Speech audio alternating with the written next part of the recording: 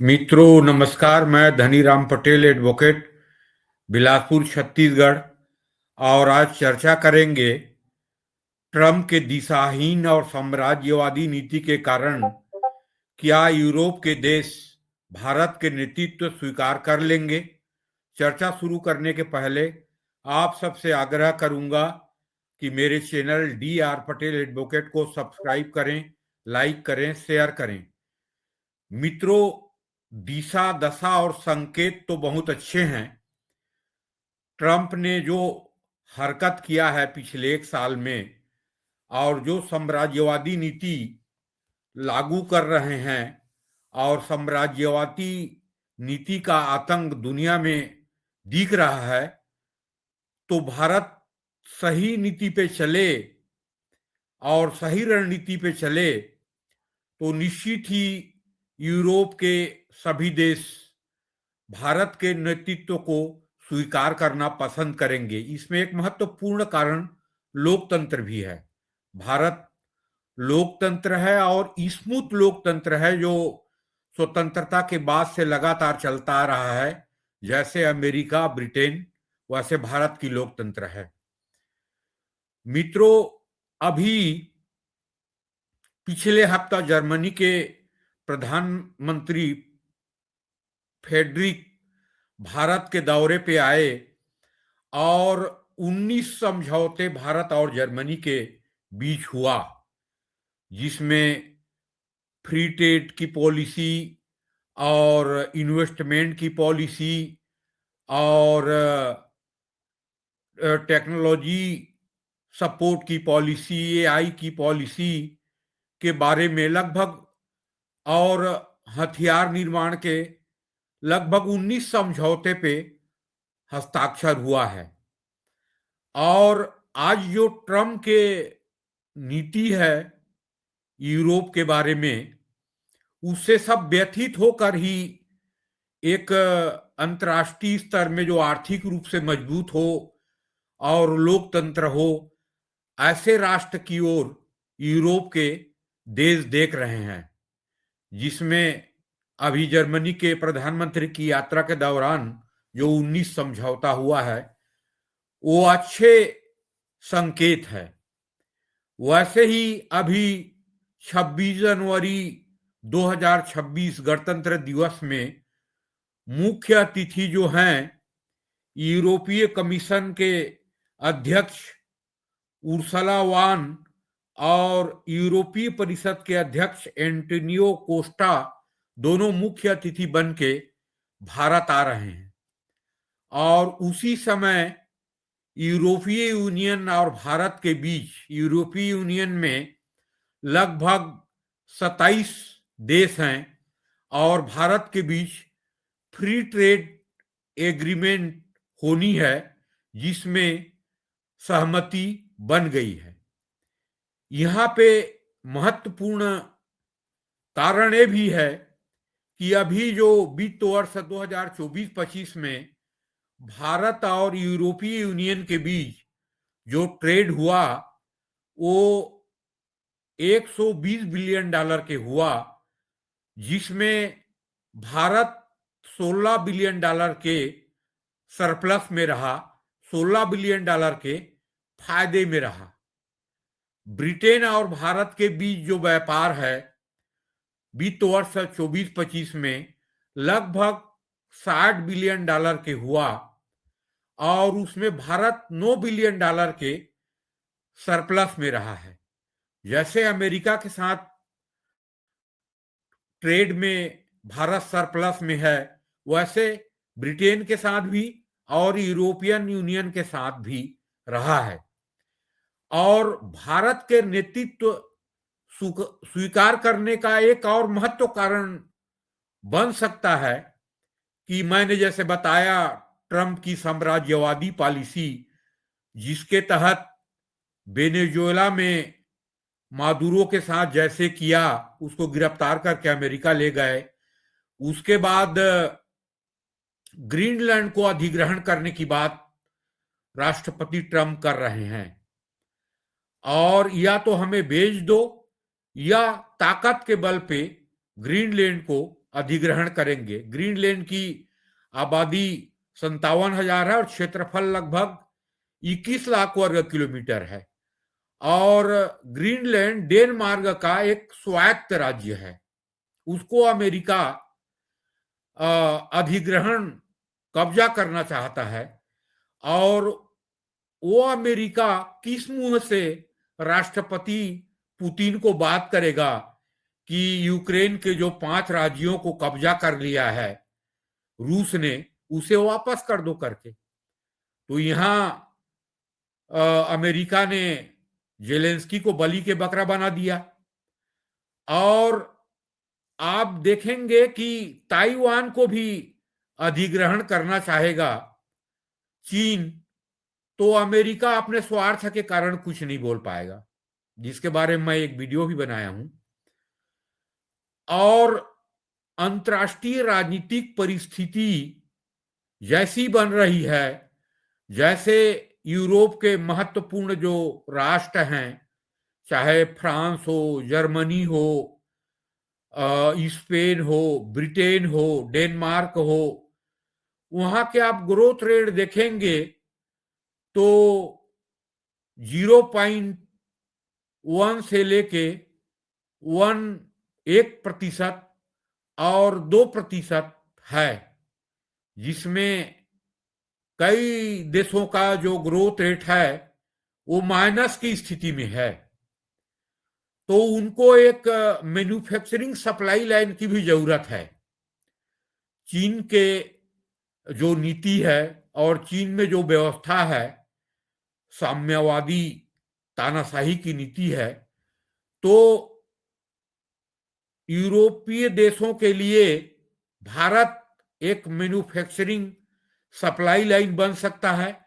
और मैंने जैसे बताया, भारत एक लोकतांत्रिक देश है। और इसमें महत्वपूर्ण कारण है कि आज ट्रंप ने जो कहा है कि यूरोप के जो देश सोच रहे हैं कि ग्रीनलैंड को अमेरिका को कब्जा करने नहीं देंगे, ये उनका सपना है। और अमेरिका के खिलाफ कोई भी यूरोप के देश बोलेगा तो उन सब देशों के खिलाफ मैं 25% टैरिफ बढ़ा दूंगा करके घोषणा आज किया है। तो आज यूरोप के जो महत्वपूर्ण देश हैं, चाहे स्पेन हो, चाहे फ्रांस हो, चाहे जर्मनी हो, चाहे डेनमार्क हो, चाहे स्वीडन हो, चाहे नॉर्वे हो, सब सोच रहे हैं कि नेटो के सुरक्षा छतरी से हमें कुछ नहीं मिलना है और हमें दूसरे रास्ता देखना चाहिए। और ट्रंप अभी ऐसे एग्रेसिव है कि वेनेजुएला में हरकत करने के बाद निश्चित ही ग्रीनलैंड को कब्जा करना चाहेगा, चाहे ताकत के बल पे हो, चाहे खरीदी के आधार पे हो, ग्रीनलैंड को लेना ही चाहेगा अभी जो रुख है ट्रंप के। तो एक और ये जो यूरोपीय देशों की मजबूरी मान लिया है या मजबूरी रहा है, द्वितीय विश्व युद्ध के बाद आप देखेंगे कि पूरा यूरोप आर्थिक रूप से क्षतिग्रस्त हो गया और विकास दर शून्य हो गया। और उस युद्ध के कारण पूरा इंफ्रास्ट्रक्चर यूरोप के, चाहे वो पोलैंड के हो, चाहे जर्मनी के हो, चाहे इटली के हो, चाहे वो स्पेन के हो, चाहे ब्रिटेन के हो, चाहे फ्रांस के हो, बर्बाद हो गया। उस द्वितीय विश्व युद्ध में अमेरिका एक आर्थिक और सैनिक महाशक्ति के रूप में उभरी और मार्शल योजना के तहत यूरोपीय राष्ट्रों के पुनर्निर्माण में 1948 में मार्शल योजना के तहत आर्थिक सहयोग अमेरिका ने यूरोपीय देशों को दिया। उसके बाद अमेरिकी महाशक्ति के सामने पूरे यूरोपीय देश सरेंडर कर गए और एक अमेरिका के एक प्यादे राष्ट्र बन गए। हालांकि यूरोप के अधिकांश देश नेटो के मेंबर हैं, लेकिन नेटो का लीडरशिप और नेटो के बजट का लगभग 70% अमेरिका वहन करता है, और ये आर्थिक रूप से और राजनीतिक रूप से अमेरिकी महाशक्ति के प्यादे बन गए, जिसके उदाहरण आप पिछले 70 साल से देखते आ रहे हैं कि अमेरिका जो भी कदम उठाता है, यूरोप के जितने भी राष्ट्र हैं और नेटो के मेंबर हैं, कोई उसके विरोध में खड़े नहीं हो सकता। अभी भी वो स्थिति है। यूक्रेन के बारे में अमेरिका ने जो समझौता किया और जो पॉलिसी अपनाया, और यूक्रेन को जैसे बलि के बकरा बनाया अमेरिका ने रूस के सामने में, उसके विरुद्ध में यूरोप के किसी देश ने, ना नाटो के किसी देश ने खड़े हुआ, ना कुछ बोला। ये यूरोपीय राष्ट्रों की कमजोरी रही है। लेकिन ट्रम्प की जो साम्राज्यवादी और टेरिफ नीति चल रही है, तो इनको जबान तो खोलना पड़ेगा, और खोलना शुरू भी कर दिए हैं, और आज बोले भी हैं कि चाहे ट्रम्प टेरिफ के जितना भी धमकी दे, लेकिन हम ग्रीनलैंड को ताकत के बल पे अमेरिका को कब्जा करने नहीं देंगे। आज 8 राष्ट्रों ने बोला है।